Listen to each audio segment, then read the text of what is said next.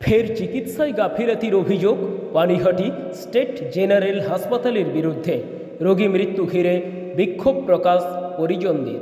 ফের কাঠগড়ায় রাজ্যের স্বাস্থ্য ব্যবস্থা, কখনো রেফার তো কখনো আবার চিকিৎসায় গাফিলতি। এবার পানিহাটি পৌরসভার ৩৫ নম্বর ওয়ার্ডের অন্তর্গত নাটাগড় মল্লিকপাড়া এলাকার বাসিন্দা মমতা কর্মকারের মৃত্যু ঘিরে বিশৃঙ্খলা।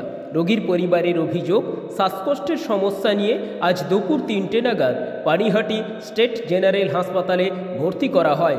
সন্ধে ৬টা নাগাদ রোগীর পরিজনদের কর্তৃপক্ষ জানান যে রোগী ভালো আছে। আর ঠিক তার কয়েক ঘন্টা যেতে না যেতেই হাসপাতাল কর্তৃপক্ষ ঘোষণা করে মমতা কর্মকারের মৃত্যু হয়েছে। আর তারপর থেকেই ক্ষোভে ফেটে পড়েন রোগীর পরিবারের লোকেরা।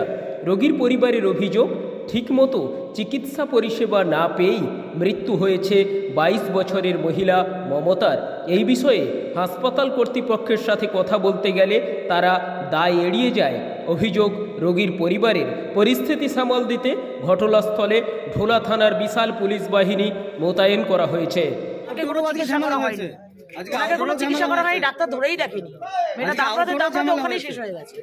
শুধু তাই না, আজকে আউটডোরও ঝামেলা হয়েছে, আজকেও প্রবলেম ক্রিয়েট হয়েছে। আজকে পেশেন্টের হাজবেন্ড ছিল, আসলে এত অভিযোগ হাসপাতালের বিরুদ্ধে। পেশেন্টের হাজবেন্ড ছিল, পেশেন্টের হাজবেন্ড বলছিল পুলিশদের কাছে, ঠিক আছে, তা আমাদের যখন ভেতরে ঢুকেছিল তখন বলছিল যে অক্সিজেন মাস্ক লাগানো ছিল, কিন্তু অক্সিজেন মাস্ক থেকে বোঝা যাচ্ছে না যে কোনো অক্সিজেন বের হচ্ছে।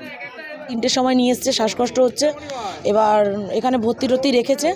এবার বলছে 6টার সময় বাড়ির লোক এসছে, বলছে আপনার পেশেন্ট ভালো আছে।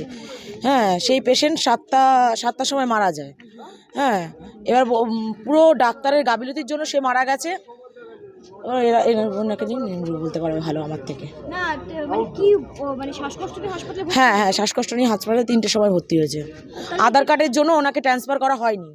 আধার কার্ড দেবেন, তারপর ট্রান্সফার হবে। তা আধার কার্ডটা কি আগে মানুষ বাঁচবে তারপর তো বাড়ি থেকে একটা যে কোনো প্রুফ রাখতে পারতো, এনারা রাখেনি। তো এই যে মানে মারা যাওয়ার মতো কি তার শারীরিক অবস্থা ছিল কি? না, শুধু শ্বাসকষ্টই ছিল, আর কিছু না। তাহলে এখন কি আপনারা কি মানে তার মৃত্যুর জন্য কি হাসপাতালে দায়ী? হ্যাঁ, অবশ্যই ডাক্তারের দায়। ডাক্তার তাহলে যে 6টা 10-এ বলে পেশেন্ট ঠিক আছে, সে 7টার সময় মারা যায় কি করে? সেই পেশেন্ট 7টার সময় বাড়ির লোক তো ঢুকতেই দিল না 6টা 10-এ। এই যে এনারা এসেছিল, ওনার মামা কারা এসেছিল, তাদের 6টার সময় ঢুকতে দেয়নি। আপনার নাম? আমার নাম ডালিয়া দাস। আর রোগীর কে হয়? আমি ননদ হই। আমার বউ মারা গেল, তারপরে একটা অ্যাম্বুলেন্সকে প্রায় আধা ঘন্টার উপর এখানে দাঁড় করিয়ে রেখেছি। অক্সিজেন নেই বলে পেশেন্ট রয়েছে গাড়িতে? পেশেন্ট আনতে আধা ঘন্টার উপর লেগে গেল, কেন ওর কাগজি পত্র দেরি হচ্ছে, কারণ আধার কার্ড নেই। ও সার্ভার কাপে যাবে, আধার কার্ড জমা দেবে, সে নিয়ে তারপরে ততক্ষণ রোগী শেষ। মানে আপনি কি বেশি না, আপনি স্বাগত চলে যান, ওর খবর পেয়ে যাবেন। জেরক্স করতে তো জেরক্সের দোকানও তো রাত্রিবেলা বন্ধ।